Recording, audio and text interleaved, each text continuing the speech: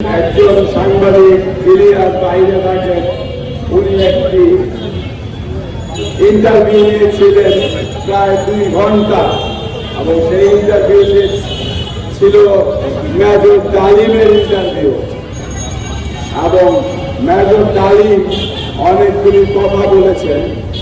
এটা নিয়ে গত 2 দিন যাবৎ বাংলাদেশ তোলপাড় চলছে। এ পর্যন্ত আরেক বেশি কিছু হবে না, এটাও আমি বিশ্বাস করি।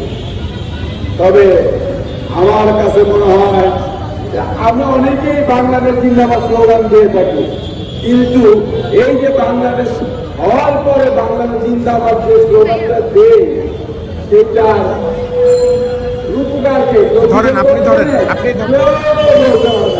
আপনি ধরেন। হ্যাঁ,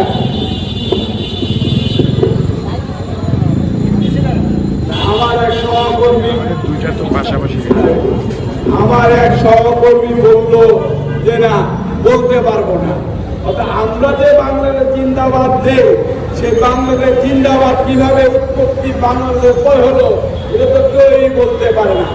অতএব আমাদের যে জ্ঞানের দূরদর্শিতার অভাব, আর ভারতের যে একজন রাজনীতিবিদ কত বিজ্ঞবান, কত প্রজ্ঞাবান, আমরা এই জ্ঞান দেওয়া ওই জ্ঞানকে কিভাবে প্রোটেকশন দিব, কিভাবে রক্ষা করব, সেটা কিন্তু প্রশ্নবিদ্ধ হয়ে যায়।